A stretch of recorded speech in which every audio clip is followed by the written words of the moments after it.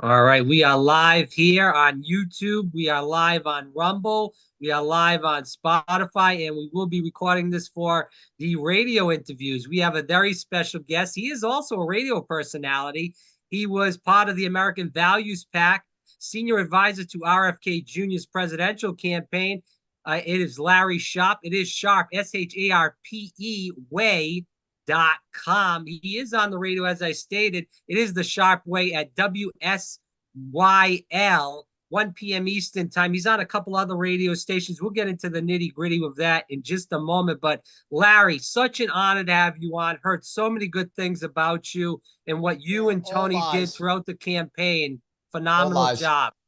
I'm kidding. I'm kidding. They're not all lies. So good. But I want to make something clear so I don't get in trouble. While at the PAC, I cannot be a senior advisor to the campaign. So I was not both of them, or I'll get in trouble. True. So just so I don't get Correct the the, record. the Correct the FEC record, after me. please. Yeah, there we go. Yes, yes. We don't want to get anybody in trouble. We know that the PACs and the campaigns cannot coordinate. That's So correct. that was Yes. my flub up. I No apologize worries. for that. We'll correct the record on that.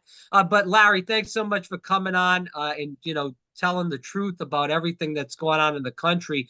But you are in New York State. We're going to talk a little bit about that as well. Yes. I want to talk about this, Larry, because the mainstream liberal media did not predict the red tsunami that Not at happened on all. November 6th. It Yep. happened in New York.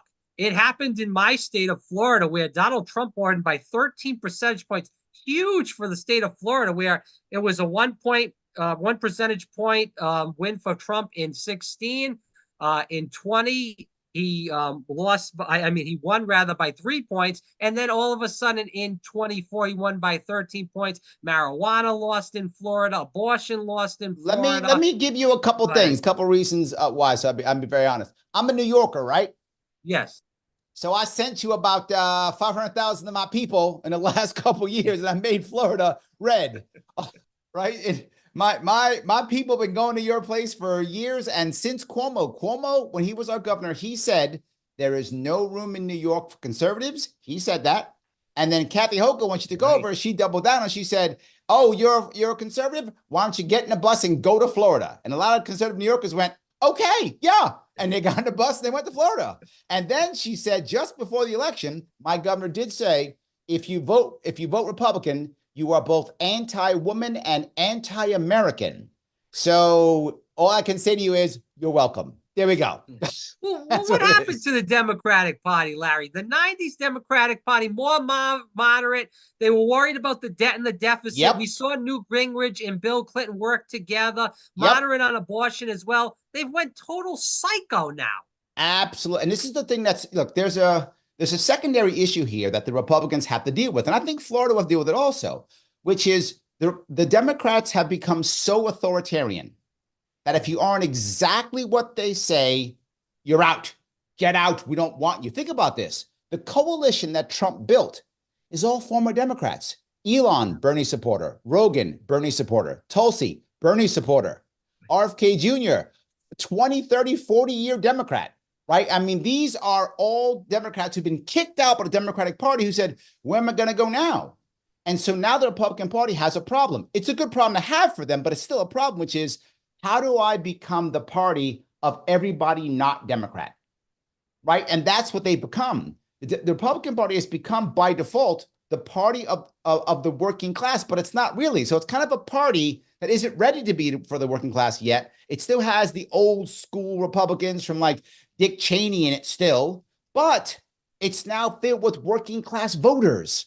So how do you now make that shift from, because if you go back even further, you go back 20 more years when you're talking about the 70s, the Democratic Party was the party of the working class. That was true. But to your point, not today at all. Today, it's the party of elites. Today, it's the party of the establishment. Today, it's the party of big ag, the party of bankers, the party of big tech. It is not the party of the working class anymore. But the working class is struggling. So what has to happen?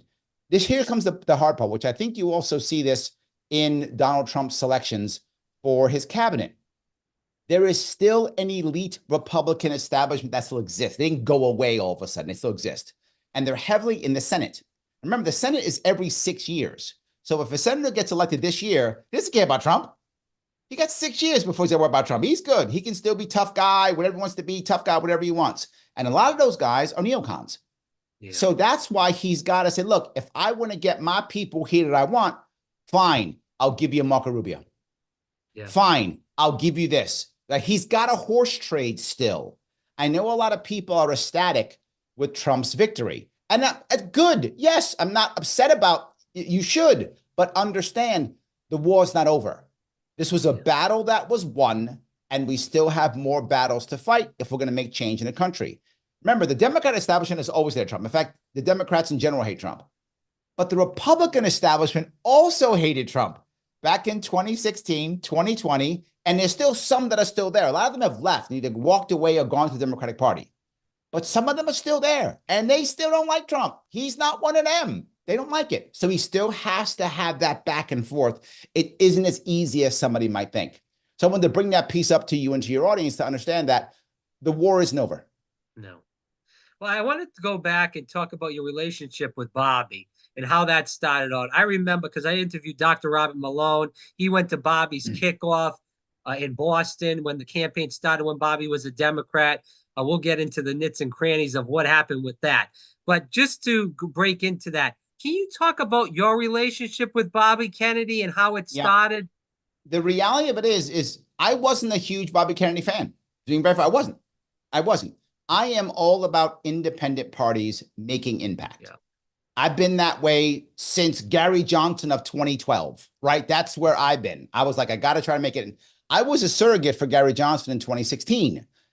I was out on the news with him. I was sending debates for him. Why? Because I believed in 2016 that he had a chance of making, I was hoping, making 5%. Clearly he didn't. Yeah. He made about 3%, a little bit more than 3%, about 4.5 million votes. But I thought he could make 5%, which for those of you listening who don't know, 5% is a threshold that grants a party. Now, all of a sudden, they get access to federal funds the next federal election cycle. So now they become real. Now they got a shot. And I thought, okay, Gary Johnson can do it. The Libertarians will do it. It'll be great. He didn't make it. That was very disappointing. In 2020, there was no chance of any independent doing it. So I kind of sat out 2020. But in 2024, I recognized Bobby Kennedy was another guy who could do it. I saw it in 2023, believe it or not. So I went to the PAC and I was like, look, let me help. I know how to do this. I've been through this before. It's my third cycle with independence. I know how it works. Let me help you put this together, right? So I went, not because I was a huge Bobby Kennedy fan, but because I thought this is the guy who could make impact. That was the reason why I went. So I jumped on board trying to see if I could help to make impact. And that's what I did. You saw me, I produced talking points. I was a surrogate for him in the media, right? And I wanted an independent party to make impact. And to be fair, would I have liked for him to win the presidency? That'd have been great, but that wasn't required. What I wanted at that point was, again, my same thing, 5%. That's what I wanted. And I thought it would be the We the People party at this point. The We the People party would then be an independent party that could fight the duopoly. Now, why do I care about this? Here's the most important piece. I was right. Let me tell you why I was right. Independent parties are a home for single issue voters that two main parties will not talk about. Things like making America healthy. Trump wasn't talking about that. Neither was Harris, right? Talking about the debt. He was about the debt. Nobody else talking about that. He was. So now what happens as he gains popularity? Now, sadly, he had to drop out. But I'll go back to my point. When he dropped out, Trump picked him up.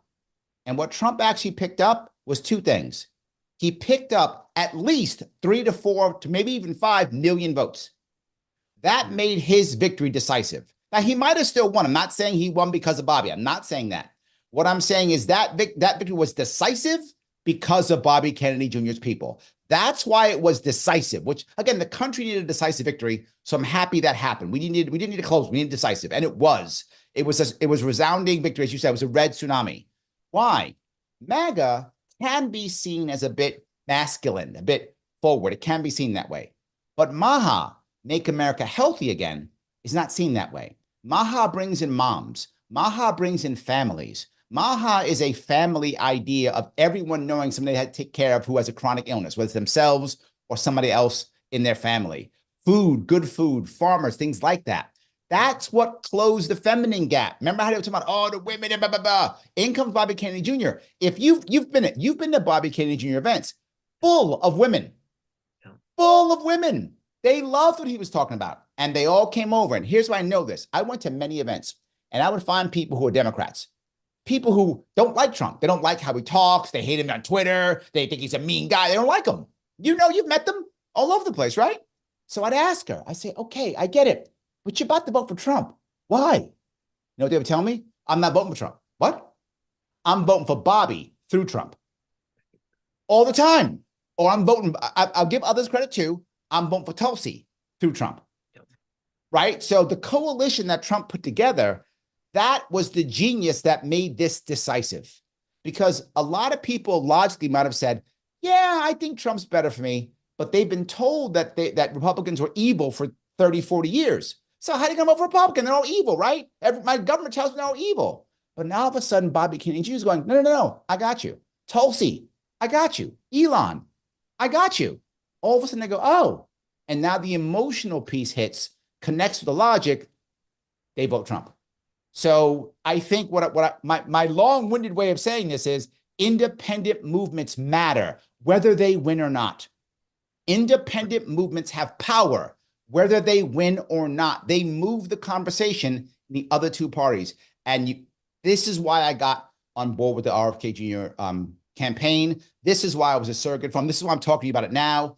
This matters. I talked more about ballot access this year than every independent, every libertarian, every Green Party person for the past 50 combined.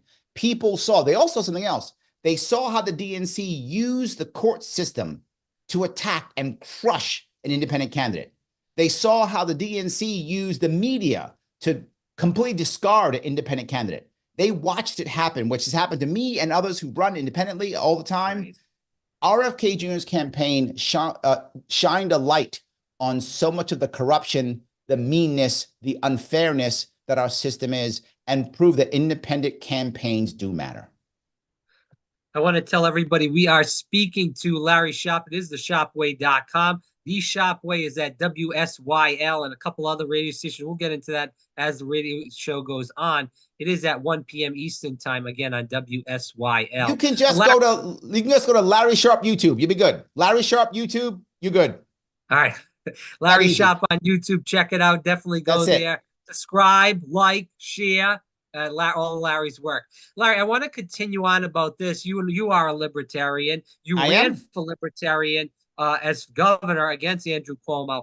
I want to talk about this. Larry, RFK Jr. went to the Libertarian Convention, spoke there. Donald Trump went there as well.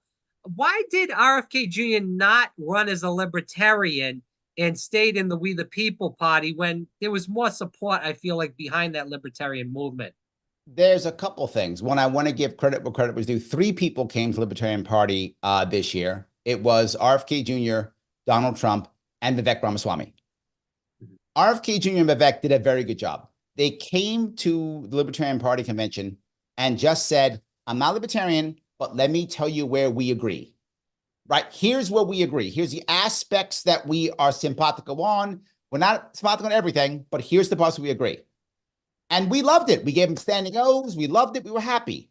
Trump's speechwriter should have been fired. Trump came in and said, I'm a libertarian. I'm great. You should all nominate me. You all suck. If you don't nominate me, you only get 2%, whatever. And we booed him. Right. That's why Trump messed up. His speechwriter was a disaster. He just came in and berating us. And the thing that people don't recognize, this is one of the reasons why that neither him nor Kennedy did well to get our nomination. If you are a libertarian or a green, either of those two, these are real ideological parties. They believe in ideology. If they just wanted power or to win, they'd be Republicans or Democrats. We know we lose. We know we get a butt kick, but we're trying to push an ideology that we believe in. The people who came to us thought, we're like Democrats, Republicans. It's just power brokers. It's just money. It's just power. If we cared about money and power, we'd be Republicans and Democrats, right? It's not what motivates us. You have to come to us and say, you're one of us. And the problem is Bobby Kennedy did not do that early on. He did not do that. He was doing other things. He came far too late. Trump didn't even try. Yeah. So there was no way it could work. It's one of the reasons why, if you notice, do you remember for the Green Party, the same thing happened with Dr. Cornel West. Dr. Cornel West wanted to be a Green Party person. But he thought they're like Democrats. I just come in, show them how cool I am, and they say yes. They're like, no, you got to be one of us. And he didn't want to do that. And that's why he had to leave. So people often mistake they would take libertarians and Greens for like junior Democrats and Republicans. They're not. They are separate parties based upon ideology. That's why we don't just jump on every shiny new thing. It's not what we do. And that's why he didn't do it. But to your point, do I think he should have? In the long run, yes. I think it would have been a better bet for him. I agree. Last three questions before we move into some audience questions and end the program. I want to speak about the cabinet. Obviously, the Trump cabinet is really bombastic. I mean, it's a who's who of fire throwers right now. What is your opinion on the Trump cabinet so far? To be forward with you, there are some people I'm not jumping up and down about, right? I'm not a big fan of the old school neocons. I'm not a fan of them, but I get it, right? I get it. Again, to my point, he can't just walk in and say, I want everybody. It's not going to work, right? It's not going to work. So he has to horse trade, which is why I think this is taking so long. People are saying it's taking so long because he's trying to play some game. I don't think so. I think he has his people right now. And to be forward, the rumor I heard, I don't have detailed info into this, but I've heard from more than one person that Don Jr. is very much involved in this. This is why Trump is actually out doing other things. The guy running the transition is Don Jr. is very involved. And part of that is negotiating with the establishment Republicans, right? So they're not going to go, we're going to give you Matt Gaetz. Are you high? We're not giving you him. All right, fine. You got to give us this. Okay, fine. You got to give us that. And they're probably negotiating almost piece by piece, if that makes any sense, right? Let's negotiate this one first. Okay, if you give me this, I got to give you that. This is a horse trade back and forth. And the second thing is they also want to be able to feel comfortable if they give him the recess, the idea of giving the recess selection. Now, for your listeners who don't know this, a recess has to be that the House and the Senate agree they're in recess, and it has to last more than 10 days. If that happens, Supreme Court's already made a ruling on this. It must last more than 10 days, and they must agree that they're both in recess. If they agree they're in recess, lasting more than 10 days, the president may make selections. Now, why would they do that? Democrats will tell you, oh, they're doing it because they don't, they're just kowtowing to Trump. That's not true. They're doing it because the Republicans do not want the circus that will be the confirmation hearings, right? RFK, Matt Gaetz. Oh my God, what a Elise Stefanik. These will be insane circuses. Now, Democrats want them desperately. And the reason why Democrats want it is they're going to grandstand, they're going to take clips and make commercials, and they're going to raise money off like there's no tomorrow. So the Democrats are going to fight the recess. There's no tomorrow. They want the circus. They can't wait to have this circus, do their grand. They're not going to stop it. I mean, Trump is going to get 24 out of 25 people that he puts up. That's a guarantee. That's why he's horse trading now. He'll get 24 out of 25. The Senate might give some pushback to pretend like they're mad or something. Maybe they might do that, but he's going to get most of his people. Democrats want a circus so they can raise money off it, and Republicans don't want that because all that money Democrats raise can be used against them in their races. So that the Republicans will try to stop it if they can. So generally speaking, there are some I don't like, but I got to tell you, I'm not complaining about RFK Jr. HHS. This is not a bad deal. I mean, he's jumping on. He's going to be able to control FDA, CDC, NIH. I mean, it's exactly the way he wanted to be. It's great. Trump didn't want him anywhere near energy. So Trump's happy. He's happy, right? And the most important thing, the Maha movement, I don't know if you know this, it is still moving. Like it's still doing stuff. People are still paying attention. People still care. And we want this to happen. And he can take the Maha movement and put it right into where he's doing it now. It's a perfect fit. Not unhappy about it at all. Listen, I've been calling my Senate. I know we only really technically have one senator because Rubio's up for Secretary of State, but I've been calling Rubio's office and Rick Scott saying you have to put all Trump's people in, especially Tulsi Gabbard and RFK Jr. You just brought it up, RFK Jr. for HHS. We saw the pharmaceutical stocks tumble after Trump nominated RFK Jr. With all the money, though, they're giving to the politicians, whether it's big pharma, whether it's big food, do you believe Bobby will get confirmed? I mean, we're seeing the hit jobs on CNN 24/7, 365 right now. Yes, but the problem is no one's watching CNN or MSNBC. That's the problem, right? I mean, True. they're no one's watching them. The reality of it is, will they push back? Of course, it's a multi-billion-dollar industry. Of course, they're going to push back. The issue is they're going to have to find other ways to pacify them. I think Bobby Kennedy Jr. will be confirmed. I do. But I think what they'll try to do instead is they'll try to instead handcuff him somehow while he's there. The best thing that can happen for pharma, big pharma, and this may sound counterintuitive, but it's true, is for Bobby to get the position and then fail miserably. Yeah. So they're not against him getting it, but they want him to fail miserably because they go, see, he couldn't do it. See, it was stupid. Don't try this again. We run this show. Remember, we run this show. So in their best interest is him getting the spot and then failing horribly. That's what they're going to want. So they'll try to get around someplace else. Here's the reality, though, for what senators have to do is some other way making the pharma companies happy. Now, an example of that you see right now is places like Denmark, right? Denmark right now makes Ozempic, and they don't sell it in Denmark. They sell it to us, right? So something like that, where we start selling stuff to other countries somehow, opening up some of the markets somehow, something like that. So look, if you're a senator and you can make some kind of treaty in some other country that'll let these guys sell their drugs someplace else, you might shut up and let it go. It's possible. There'll have to be, again, it's not black and white. There will be trading back and forth in some way, shape, or form. And the pharmaceutical companies are not going to just lay down. If they're unable to get what they want, my view is they will try their damnedest to sabotage Bobby Kennedy Jr. Otherwise, they have to give something else up. And to be forward, I think Bobby would be okay giving something up if he can get what he wants. Look, would I love him to completely revamp everything? Yes. Oh my God, yes. But I have to be realistic. This system is horribly broken, has been broken for decades. If he just makes an impact and breaks the culture, right? 3 things he has to work on. Breaking the hold big ag has on our government. Second, breaking the hold big pharma has on our government. Third, supporting local farmers. Those are the 3 things he has to focus on. Big ag, in my opinion, he may disagree with me, but I think he's going to agree with me, is the #1 thing. Big ag is what is hurting our small farmers. Big ag is what's hurting our health. Big ag is the biggest one.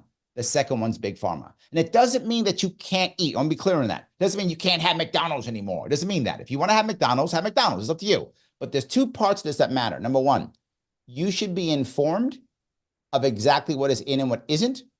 You should know what's real, not what the government tells you. So you make a decision whether you want it or not. And #2, right now the government subsidizes bad food. So bad food's cheaper than good food. Not just that, the big ag crushes small farmers, which now makes good food more expensive. So the bad food's cheaper and the good food's more expensive. Well, if you swap that out, they become much closer. So now you go to, the store now and you can decide, look, I don't care about the stuff that's in it. This tastes good. I want to eat tasty food. Good. Oh, no.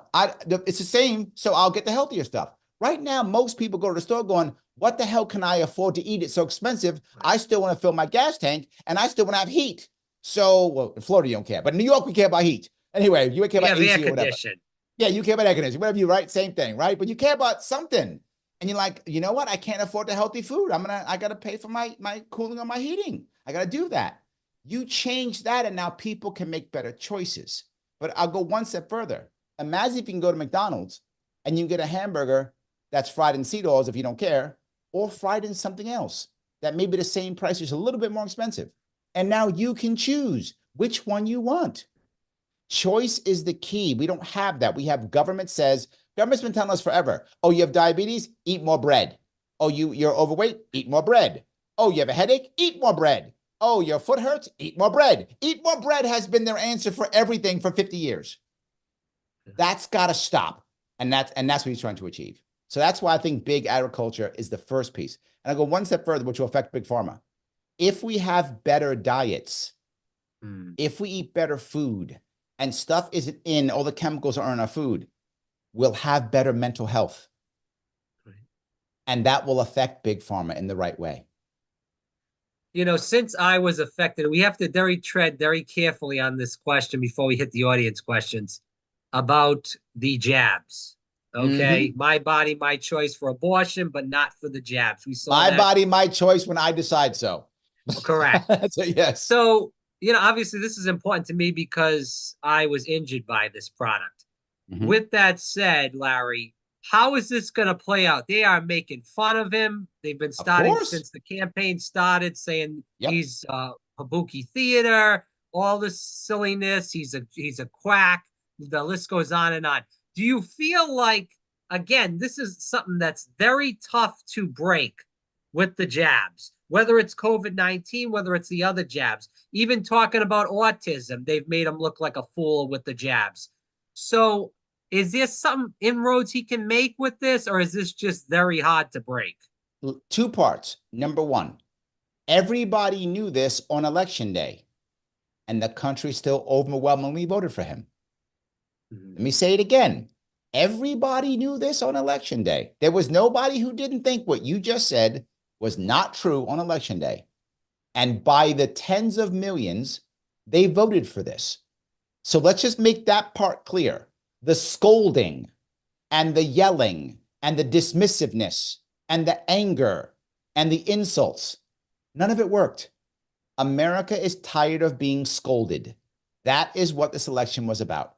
America is tired of being scolded by people who think they're smarter than you, by people who think they're better than you. We're tired of it. We don't care anymore. If we cared, people are saying, I can't believe he's a convicted felon and he's elected. We knew that before we voted. Like everybody knew these things before we voted, and we still did it, to be clear. So that's number one. Number two, will it be hard? Of course, brother. This is a system that is set up to stop change. Of course it will be. But here's the thing that I feel good about. Two things that are good. Trump and Bobby together have one trait, I would say. One trait is that's a trait that is needed. Tenacity. Trump should have given up a long time ago, and most people would have. To be fair, most people would not have put up with what he put up with. But Most just to people would push have not back, pushed Larry, on. I'm sorry to Let me keep interject, going. but And then let me talk with let me do Bobby, then go ahead. And Bobby the same way. Bobby has sued agriculture, sued pharma, multiple years going to court, and has tenacity. So go ahead, please. But just to push back again, this Please. happened in 2017 when Trump and Bobby were supposed to have that meeting. They had the meeting. Bill Gates came in. This was about the jabs. And Bill Yep. Gates came in and said, you can't have the jab commission. They said they don't Yep. do that. And Trump backed off. I know, again, a lot of things have happened since 2017. Trump got almost assassinated in the Yep. past Twice. election. Twice, yes. So, yes, it's different. But again, for a person like me that's very suspect on Trump, I voted for Trump, but I'm still suspect on Trump. I am too. I'm with you. You know, I am too. I'm with you. But again, he could have made Bobby Kennedy Jr. someone like, health czar, which is not official, or director of the CDC or something. He went with the big one that we wanted. Like he went with the big one that we wanted. He didn't have to. He went with that, number one. Number two, he's a lame duck president now. What's he have to lose? What are you going to not vote for him again? Nothing to lose, right? Not just that. This time, which he did not have in 2016, this time Trump has a mandate. Did not have that in 2016, right? He lost the popular vote in 2016.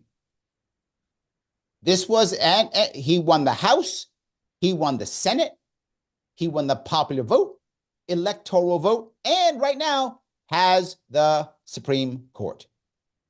I don't know how you get a bigger win. I mean, maybe Reagan, right, is maybe maybe Reagan, but that's about it. I don't know how you get a bigger win than this. He has a mandate. So look, I'm not fooling myself. I'm not thinking all of a sudden Biden's going to come in and fix everything. You're right. I'm not that naive. But can we begin to change the culture? Yes. Look at it in Florida, right? They've been changing the culture. The Secretary of State in Florida has been changing the culture in Florida already. And where's all the deaths from the measles? Where are they? I don't see them. I don't see them. Remember, they're supposed to be, millions are going to die in Florida. Remember that? They're all going to die. Florida kids are all going to be dead tomorrow. They're all dead. What? I didn't see that. I didn't see any of that. In fact, there's no more cases in Florida than there are in California. And California has almost twice the population. Right. No, I So agree with you. I don't see it. I'm not naive, but in 2016, one, he didn't have the mandate. Two, he didn't have the experience he's had. And three, now he's walking in already knowing what happened in 2016. And I'll ask one more piece. Yeah, Bill Gates is a billionaire, but Trump got some billionaires now too. So now there's a couple billionaires against a couple billionaires. So the chessboard's more even. How about that? Fair enough. Let's go to these audience questions. You ran against Andrew Cuomo, Larry. Yep. There's a lot of talk, and this is right to your neck of the woods. There's a lot of talk that Andrew Cuomo might run for mayor because Sure. Eric Adams has all the problems that he has, and then jump into that governor's race in 26. Do you see that happening? Could he run for mayor? Yes, 100% he could. There was a recent poll about a month ago, give or take, with the people who were openly running already, and he won the poll. Right. I think he had 24% or something like that, and Eric Adams like 12%. Eric Adams is not very popular. It's like 6 people in, and he's done. He got the polarity. So yeah, is there a chance he'll run? Yes. My gut says if Cuomo runs, he will win. And the reason why he'll win is he has $20 million in his campaign funds from when he was governor still sitting there. He can use it any way he wants. No one can compete with $20 million. His name recognition in New York State is beyond anyone else's. It's not even close. So yeah, if he runs, and they might do it because there are a lot of people in New York City who think the Republican can now win because Trump came so close in their eyes. Trump did not come close. He lost New York by like. But the Republicans don't have any candidates to run. No chance. None. They have no chance of victory. None. I completely agree. Doesn't mean they don't believe it. It's 7. New York City is 7-1 Democrats, Republican. 7-1. There is zero chance of a Republican winning in New York. The last Republican who won was Bloomberg, who is not a Republican. Yeah. So, right, that's the last. So, no, but I think he might run, and if he runs, I think he'll win. I do. I do not think he'll move directly from mayor into governor. No, I don't see that. No? Okay. No. Right now, Kathy Hochul is still unpopular as a governor, but very popular with the elites of New York. She is very good with the elite. She gives out jobs left and right. She makes sure that she gets tons of checks from Uncle Joe, who she gives out to her cronies. She is one of the best ring givers that there is. She's better than Cuomo at that. She gives her friends a lot of jobs. She's all about crony capitalism, better than Cuomo ever was. Yeah. And I think the elites in New York, I mean, the people in New York don't like her, but the elites do. Yeah. So you don't see any Republican, for that matter, competing against Kathy Hochul, because Zeldin played pretty well against her. No, he didn't. 22. No, he you don't think so? No. He lost by 6 points, which I said. I'm on record saying he'll lose between 5 and 7 points. And he lost by 6. Wow. I gave exactly. I said that Trump would lose between 10 and 12 points. He lost by 11. I know my state very well. I cross my state every year. I have radio shows on that. I talk to the people. I know there is zero chance Republican winning.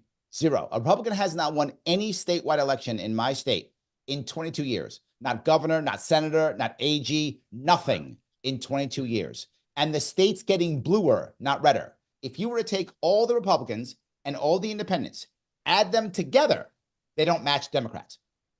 It's almost 3-1 Democrat Republican in my state. They're not going to win. It's a fantasy. The only way they're going to win in 2026 is if an independent runs and the Republicans back the independent. I know when I ran, 25% of people voted for me were Democrats. Democrats will vote for an independent. They will not vote for a Republican. Because whatever's going to happen, you can guarantee whoever runs, it's going to go, that person's Trump. Orange man bad, Trump bad, don't vote for him, done. That's how it works. Last question. Nicole Shanahan. There's been talks of her running for governor of California in 26. I didn't know much, obviously, like many people didn't know much about Nicole, but when she came up on the stage, I listened to all of her podcasts. She is sharp as a tat. She's amazing. Great on every issue, I think. Yes, I love Nicole Shanahan. From your mouth to God's ears, I hope that she actually runs for something. My hope would be governor of California. I hope she would do that. That would be amazing. I think she'd be a wonderful candidate. She's a savvy, smart person. She's now learned how horrible the system is. So now she's been, bruised and battered by the system, and makes her stronger and tougher than she's probably ever been before when it comes to the system, obviously. Successful and smart, tech savvy. I mean, yes, yes, and yes. And libertarians love her. She's been on Ron Paul's show. She's been on Dave Smith's show. Libertarians love her. Yes, yes, and yes. Whatever she runs for, I'm in. I think it should be governor of California, but she has not told me she's doing that. So I don't know if that's happening, but that is my hope. I agree with you completely. She's an amazing candidate. Yes, yes, and yes. God willing, hopefully. What's next for you, Larry, as we end? I am considering making a governor run in 2026. I may do it again. Be my third time. We'll see if we can do it this time. Maybe we'll win this time. You never know. Third time. It took Reagan 3 times. It took Biden 3 times. So maybe it's me 3 times. Maybe that's the time. We'll try it this time. We'll see if we can do it. All right, Larry. Hey, thanks so much for your time tonight. Again, for people listening, the Sharpe Way, definitely check it out, sharpeway.com. Larry Sharpe. Let me do a quick plug if I could. If you guys want to check out the PAC, it's av24.org. Seeing what we're doing, the PAC is still trying to support independent candidates, moving the independents forward. That's an important piece. I'm still working on that. I still think independent candidates matter. Independent campaigns still matter. Win or lose, they affect the election. They move the talk. They give people a home. We do want to support independent movements. And lastly, check me out, Larry Sharpe on YouTube. Larry, are you pushing any candidates for 26 yet, or are you just kind of feeling it out? Feeling it out, my friend. We got to see what happens coming here in Inauguration Day. All right. All right. All right, Larry Sharpe, thanks so much for your time. Really appreciate it. Have a good one. Larry, thanks so much. Appreciate all that. Of course, my friend. I'm very happy. Yeah, we'll talk soon. I'll have to schedule you on again. Love to have